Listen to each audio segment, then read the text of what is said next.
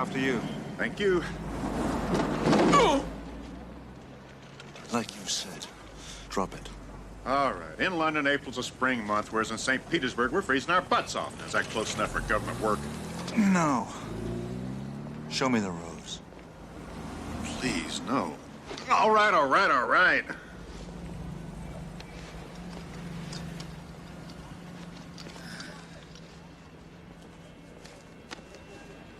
Huh?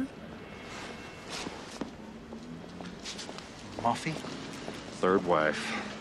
Jack Wade, CIA. James Bond. Stiff-ass Brit. That's a nice move. Nice car. Well, this baby hasn't let me down yet. She's an ugly little bitch, but she gets you there.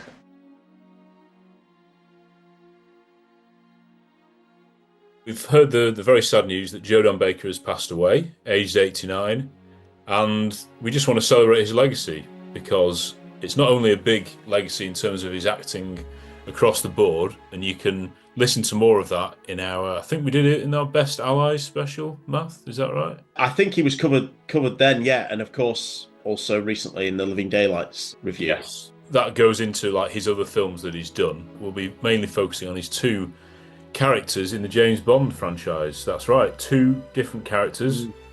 An ally, Jack Wade, in GoldenEye and Tomorrow Never Dies, which probably most people are more affectionate about. But before that, he'd played, well, the second main villain, you'd say, in The Living Daylights. So it's quite unusual to have both sides of the coin. I know we've had a few of that in the past with Maud Adams is the most famous one, but she was a Bond girl who is, well, a goodie, really, both of them. Slightly complicated in that they were involved with the villains, but this is one where he's playing quite a cruel guy in The Living Daylights and then a fun-loving, likable guy in the other two films with Pierce Brosnan. So, yeah, it's quite a big loss and quite a big contributor, isn't he? Really, outside like the main characters of the MI6 people, Jack Wade is one of the biggest characters, and then throw in a main villain, and Jordan Baker's got a pretty big legacy of James Bond, I'd say. Yeah, I agree. I think perhaps he gets a little bit underrated, his kind of overall contribution. I'm sure lots of people have their opinions on him as Whitaker and the villains in that film. But, you know, the fact remains he was sort of equal main villain in a James Bond film. And then probably to many people, the idea, and don't think it would be something they would do now, but the idea of casting someone again who previously been in a Bond film as another part is strange. But as Jack Wade, yeah, I agree with you. I think that's what most Bond fans will most affectionately remember him for. And I think, I don't know if it was Shayla or someone, maybe John, said in our Best Allies episode, or it was said otherwise, that almost Jack Wade is Pierce's Felix. He's a bit like his, you know, because he's like American CIA. But obviously, given what had happened to Felix in License to Kill, the previous film, introducing a new ally, albeit American and CIA, I think was a good idea, not rather than it being Felix, because that would be confusing. That would be more confusing than recasting someone.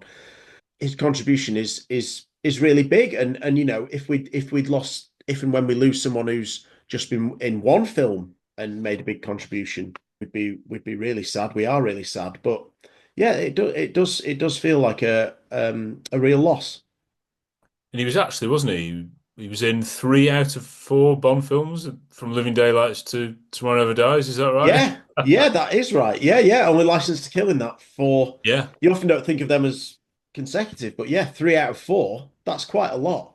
That's more than, say, Jeffrey Wright as Felix. 3 in a row. The recent Q and Moneypenny and stuff like that. Yeah. So, it's a big contribution. And particularly in, well, the first 2 of those 3s had a decent amount of screen time. It's not like the old Moneypenny scenes or Q, they'd be in one scene and that would be done with. We can start with Living Daylights. We have reviewed it. We've done so many episodes on it. There's been so much debate about his character. I think if people don't seem to rate him as one of the highest, they do seem to talk about him quite a lot. And maybe that is partly the Cold War plot. And you need somebody, in my opinion, who's very, very different to Koskov. And Koskov himself is so multi-layered and complex and putting on a show that the other baddie for me has to be someone you know where you are with him, you know what kind of person he is. If he was having an act as and was double crossing as well, that'd be get too complicated. Of course, he is double crossing certain people, but that's his character, isn't it? He's well, it's quite refreshing that there's nothing really remarkable about him. The fact that he thinks he's this amazing general and his introduction is superb. Yeah, the first time you see him is with Pushkin, isn't it? It's a It really good is. introduction, that. Yeah, it is. In that story, you've sort of been led to believe through Koskov that Pushkin is the villain, and then so you see Pushkin, who you're not sure what he's up to, whether he's a villain or whether that something's not quite right, and then you see him meeting this other military figure, and you've got all these mannequins of Yeah. different historical war leaders there, but all with Brad Whitaker's face, Joe Don Baker's face, and build and height. Yeah, and then he's there, stood up. General Pushkin, it's a pleasure. I'm Brad Whitaker. Didn't expect to see you in Tangiers. General Koskov with you? Yet. War. War has always been man's main occupation. You know, fools tell us his greatest accomplishments were the wheel or the alphabet. I say it's a battering ram and gunpowder.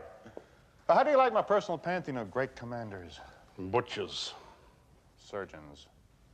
They cut away society's dead flesh. So it is a pretty memorable entrance. I remember watching that as a kid and always remembering it. But yeah, I think it's interesting because and I think you're spot on that if you'd had another villain where again you're not sure where you stand with them, then that becomes quite a lot, and you probably not almost tire of it, but it muddles things up a little bit.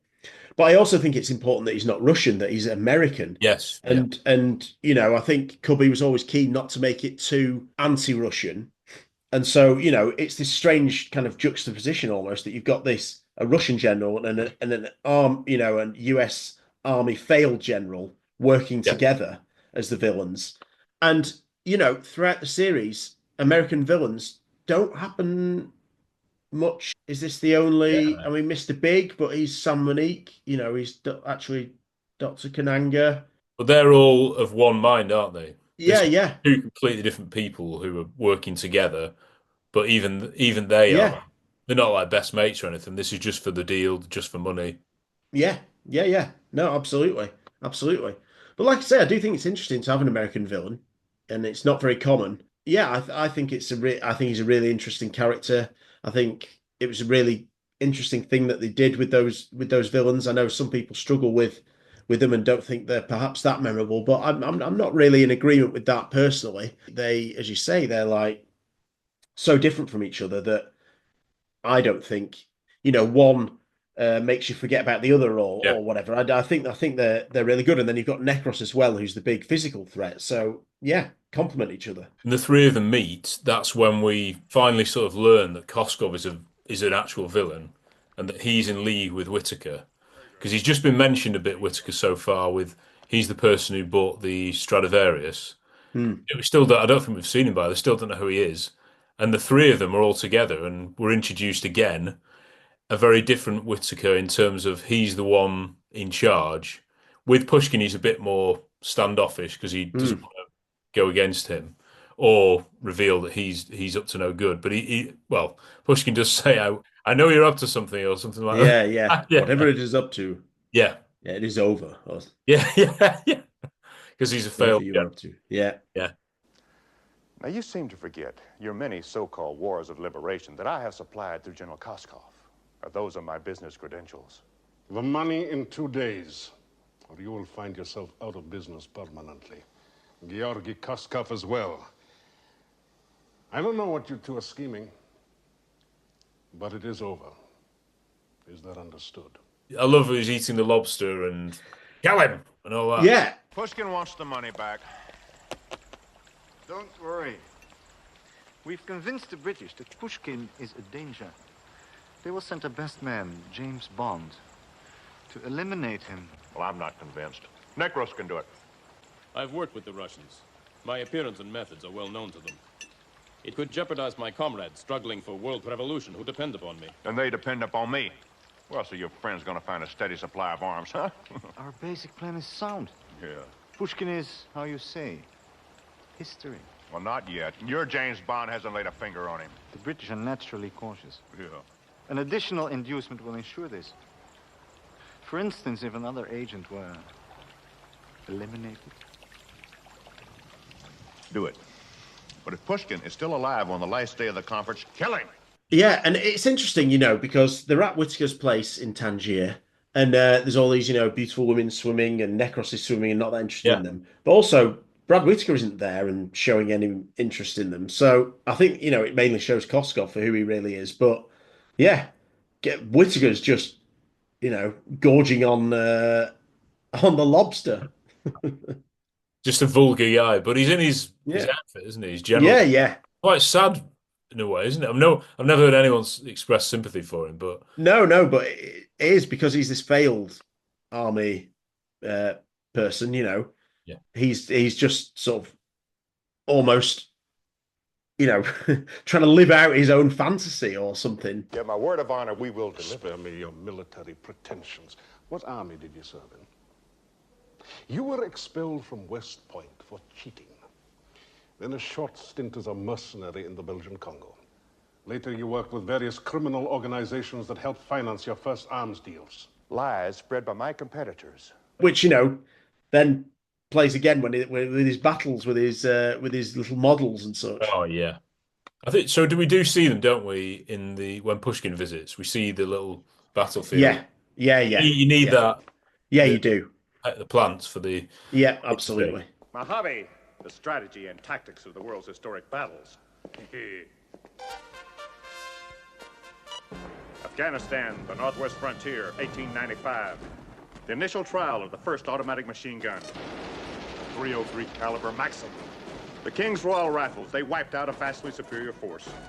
Kept the British in Afghanistan for another 25 years. Now, what you Russians need over there nowadays is the equivalent of a modern Maxim. Third generation Starlight scope. A laser sighting short barrel machine pistol. Infantry mini missiles. Range 5 kilometers. And smart, just fire and forget. It penetrates all existing armor. Yes, sir. Samples of everything ordered. But yeah, Joe Don Baker, he plays him very well. I know we say some people don't like the character, but I think that's more because they don't. It's this whole brash American thing. But that's the whole point of the character. And Joe Don Baker, the shaved head and everything. I don't know. It's just perfect for this part, I think. Yeah, I agree with you. And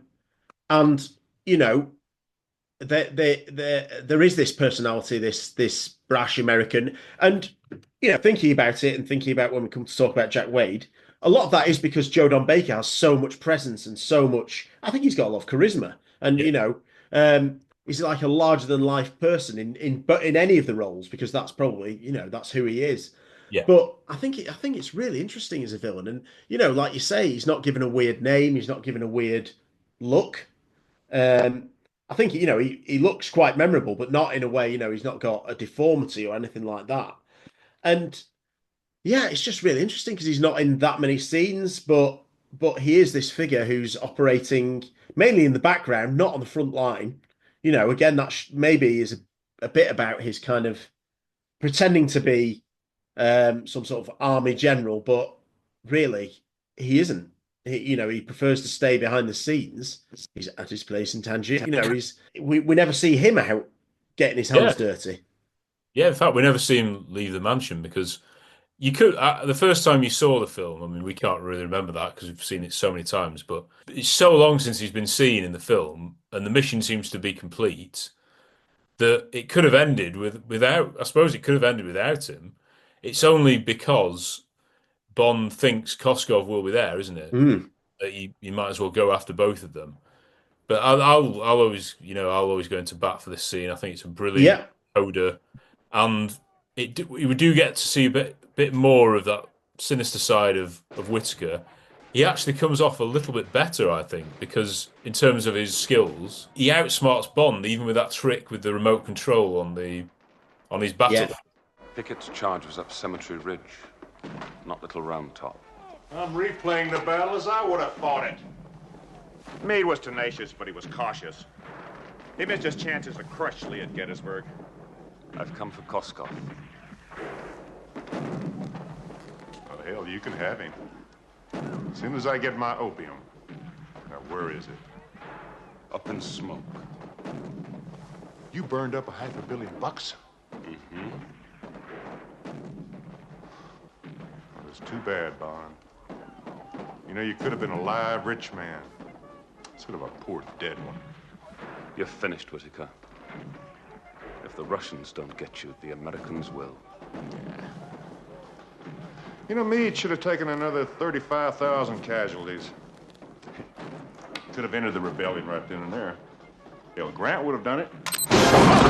And the lines work so well. You know, I mean, I know it probably wouldn't happen in real life, but the fact that he's actually talking about battles and that turns into one of the moves, and it's just so well done, this scene.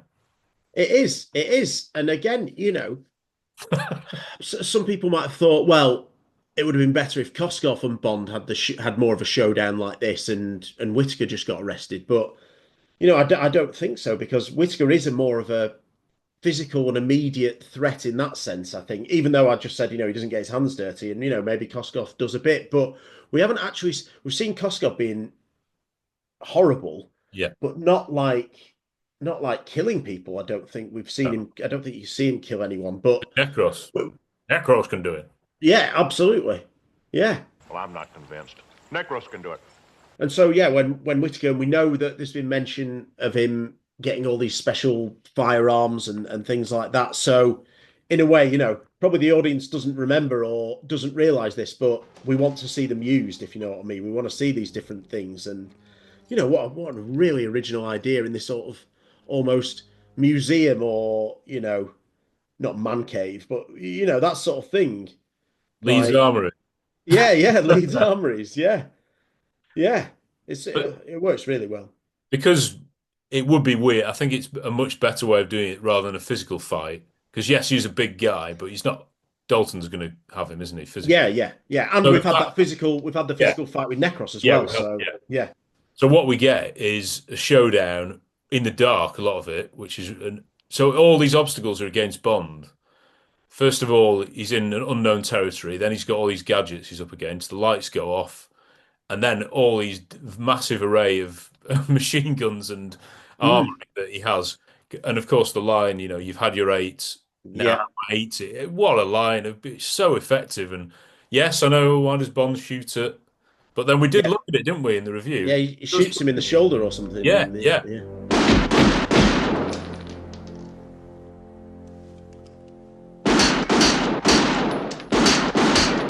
All right, you've had your 8. Now I'll have my 80.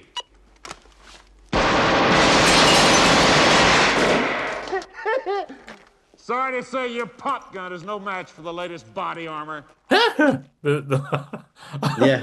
But Baker is brilliant, isn't he? He's. I love how he's doing all the talking and being cocky, whereas Bond's just being quiet and getting on with his job and waiting his turn. But he does look a bit shaken, Bond, as he's sort of hiding behind.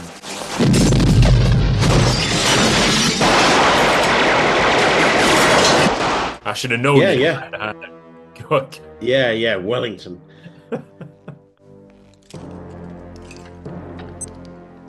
Should have known you'd take refuge behind that British vulture Wellington. Yeah, and, you know, like we say, he only has a few scenes, but I think he makes an impact. And I think, in this end scene, he does seem, although he's, you know, larger than life and everything, I think he's quite scary, and the firepower that he has is quite scary. And you can see the impact it has on things, if you know what I mean. Yeah. Like stuff getting blown to smithereens. It's, a brilliant use of the gadget to kill him. Absolutely fantastic, that.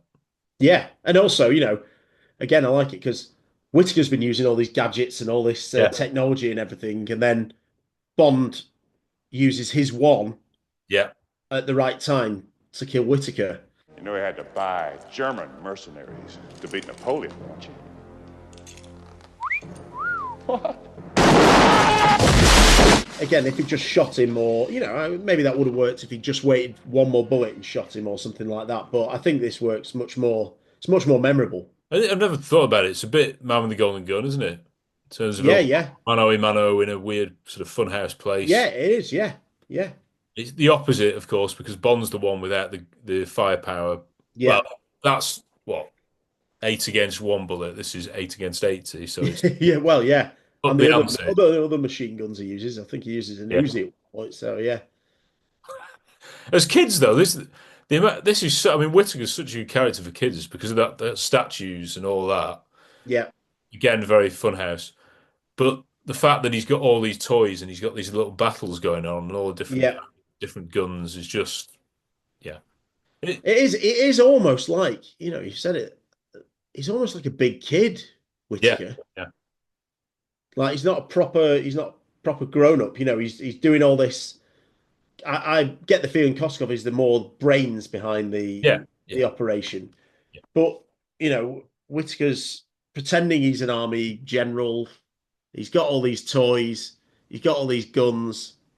Doesn't actually go out into the field, but you know, he's like giving it all the big un and everything. Yeah, he's a child.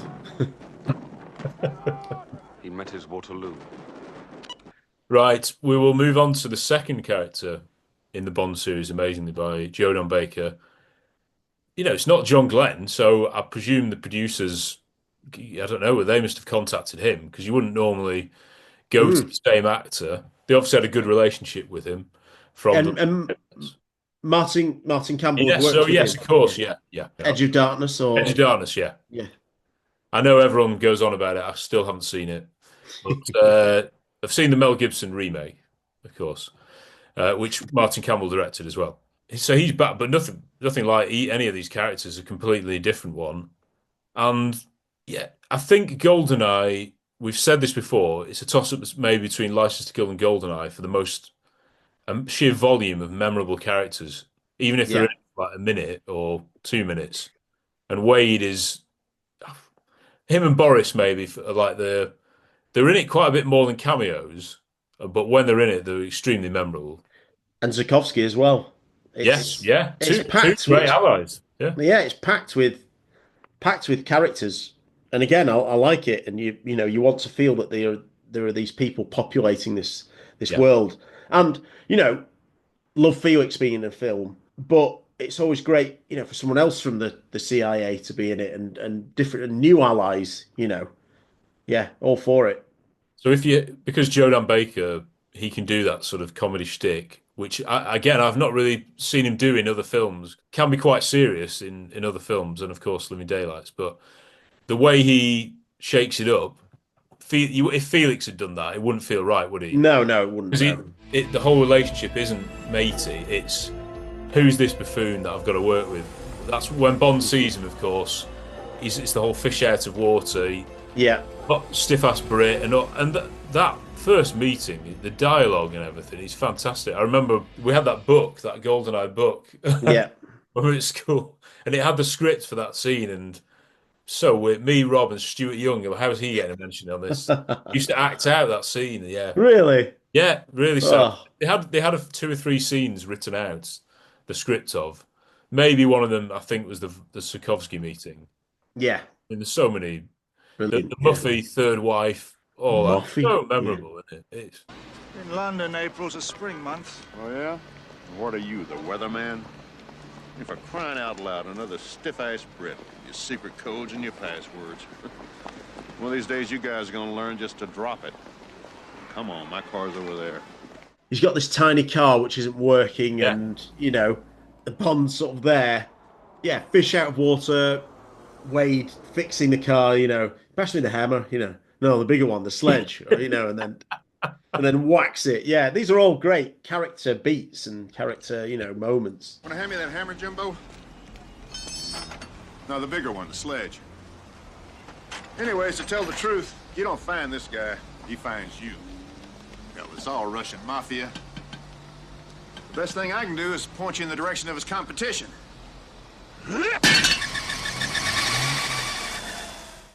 And then the sight of the two of them in oh yeah, yeah. so memorable. You can get that. I don't think we've got. I think John might have it as the toy car version of it. Yeah, Yeah, because it's showing that particularly Brosnan, he's such a smooth Bond, and he's good at everything, and he want the best sports cars, and Yeah, the best clothes.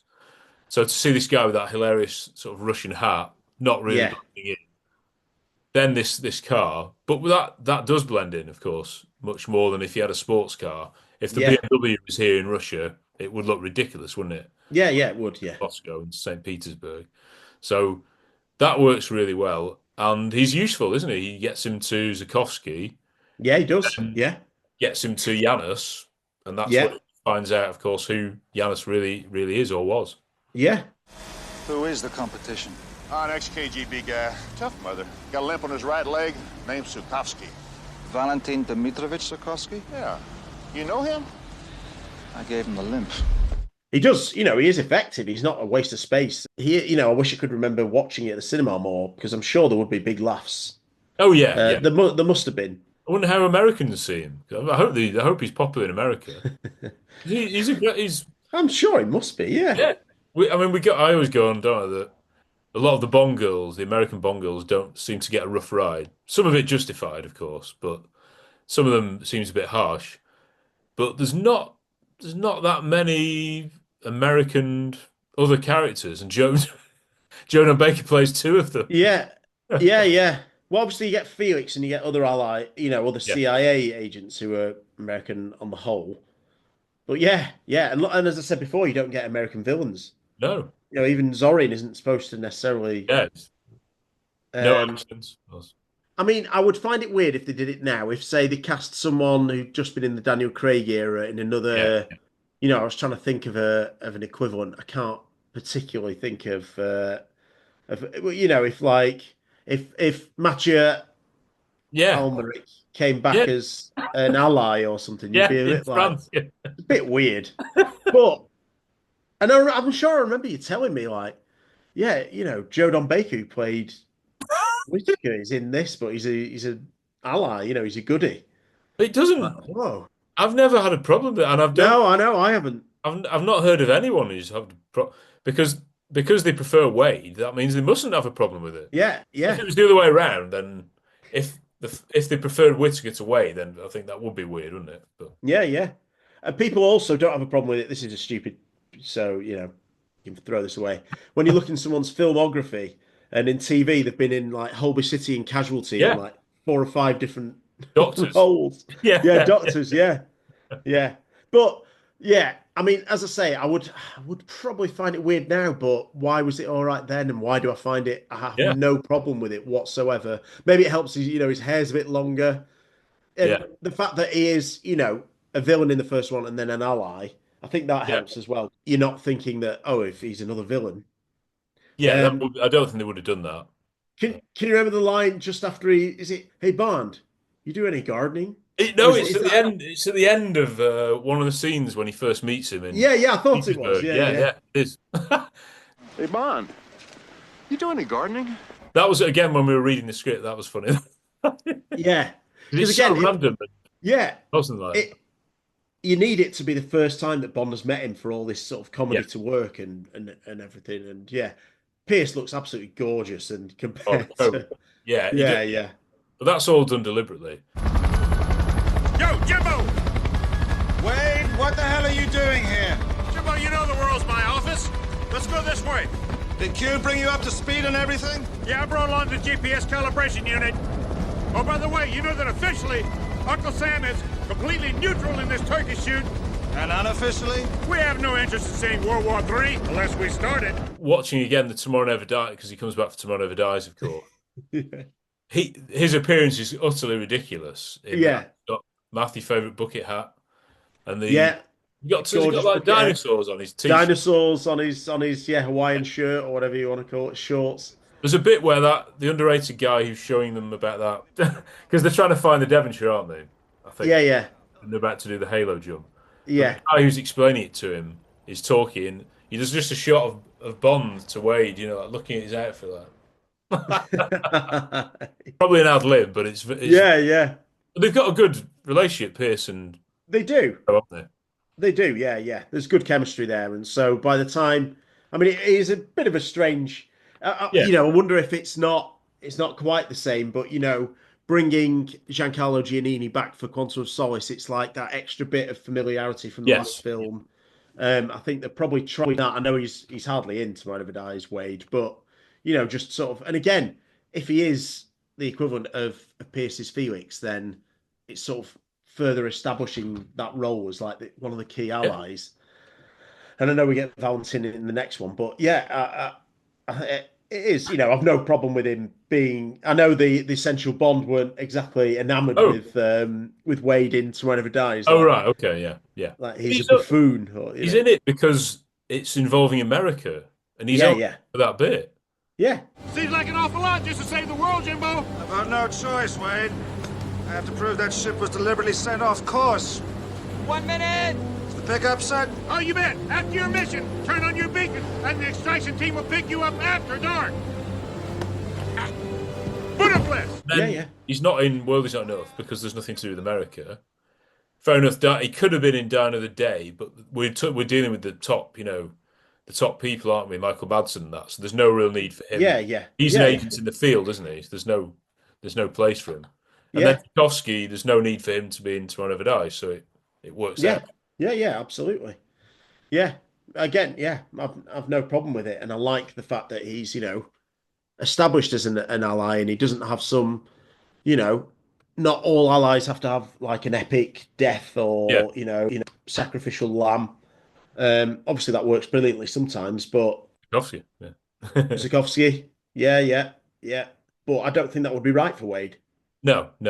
He's not as sympathetic as, say, VJ or Luigi, where you feel sorry. Yeah. He's more just a bit of light relief in some of those scenes. So it doesn't really work if you're doubling up on the Yeah. Yo, Jimbo! Brought a little gift from old, what's his name? T.Z.? Q. Yeah. What are you doing here, Wade? Banyan trees. I am not here. The CIA has no knowledge, no involvement. Absolutely nothing to do with your insertion into Cuba, if you catch my drift. Yes, I do, perfectly. He's in it quite a bit in GoldenEye. He comes back in Cuba, doesn't he? Yeah. Bond and Natalia are just having nice fun in the car, and then he's the one who brings them the plane. Yeah, he does. Yeah. The point of him coming there, I assume. Yeah. He's giving the plane, which shows that he can fly it, and What is it with you and moving vehicles? And then Bond gives him the car. I'm just going to go bombing around in it. Yeah. Exactly. Yo, Wade. Just one thing. Yeah. Don't push any of the buttons on that car. We're just going to go bombing around in it. Exactly. That worked brilliantly at the time. It's only years later that people start complaining that, we wanted to see those bombs. We wanted to see the... And one or two things, the whole budget concerns. I'm not sure that's... he's had a tank, hasn't he? For goodness sake. So I think we've had... He doesn't need it in Cuba, does he, really? Other than No. Yeah, and he sort of meets Natalia and this little funny sort of comment about... Yeah. Who's that? Natalia Simonova. Natalia Semyonova. Russian Minister of Transportation. Did you check her out? Head to toe. Right. Oh. Yeah, and it's like filmed that they come close to the camera. She's in the background. It's well shot. Yeah. Yeah. The very end of GoldenEye. Yeah. They weren't there to help. They're only there right at the end. The helicopter and no, the helicopter's a baddie helicopter because it's yo Marie. Suppose someone is worth seeing. There's no one within 25 miles, believe me. Yo, Jimbo!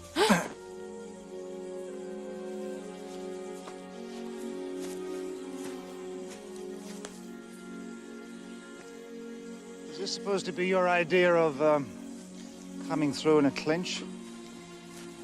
It's tobacco plants. I said I'd be here, huh? Yo, a ring! But it's just a nice, snug little ending, isn't it? Yeah, it is, and it's a variation on the ending of Bond being discovered with a woman, by other people. Yeah, it's slightly different. Normally, it's they discover Bond, but Bond doesn't see them, or sees them afterwards, like Spy Love Me. They usually want to finish debriefing in Guantanamo. Before it was controversial. Maybe you two would like to finish debriefing each other at Guantanamo. Hmm? You ready? I'm not going on the helicopter with you. No plane, no train. Nothing that moves. What could possibly go wrong, eh? I said I'd be here, you know. It's a nice ending for him, I think. Yeah. We do think he's done a brilliant job in both films. Just quickly on some of his other roles, I know people be screaming about Edge of Darkness. Films that we've grown up. I mean, we shouldn't have grown up on Cape Fear, dear me. No. Absolutely. I got to see it, people, if you haven't. It's absolutely brilliant film. Brilliant performance by Robert De Niro, of course. And, well, yeah, Jessica Lange and Nick Nolte, superb. Juliette Lewis got nominated for an Oscar as well. So did De Niro. Yeah. No one cares. Would that happen for a thriller these days? But Joe Don Baker is... Nick Nolte hires him as a policeman, a private investigator. Yeah. Here you go. I'm sorry, I haven't ordered yet. That fellow over there sent this over. Paid for and all. Which one? Oh, that guy was just leaving.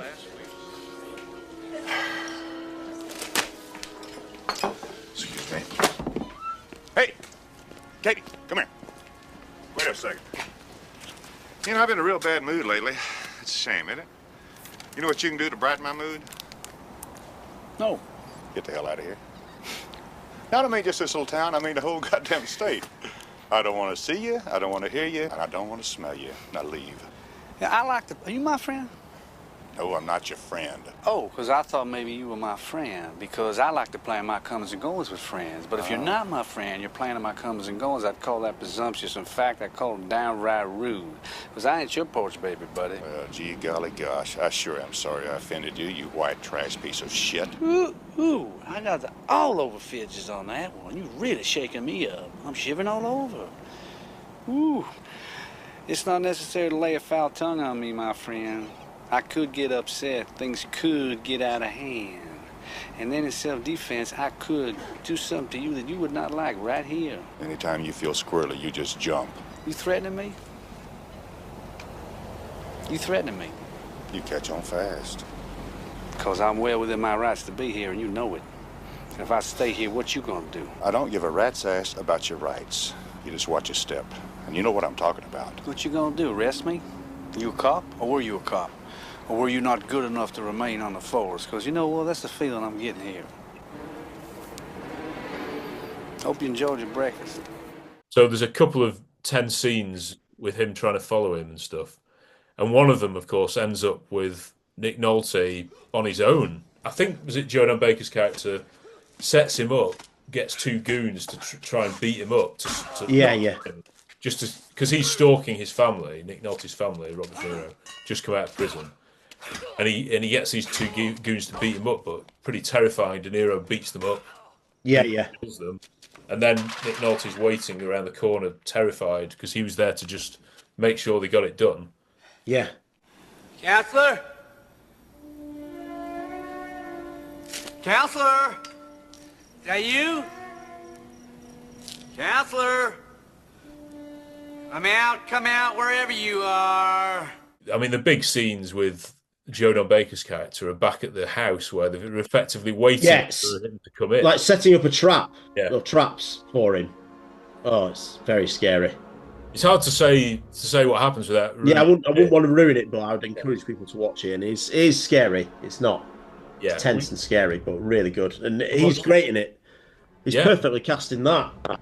He's not the most like, this guy. He does know what he's doing, but he's not up to Robert De Niro's game, is he? He's not. No, he's not. No.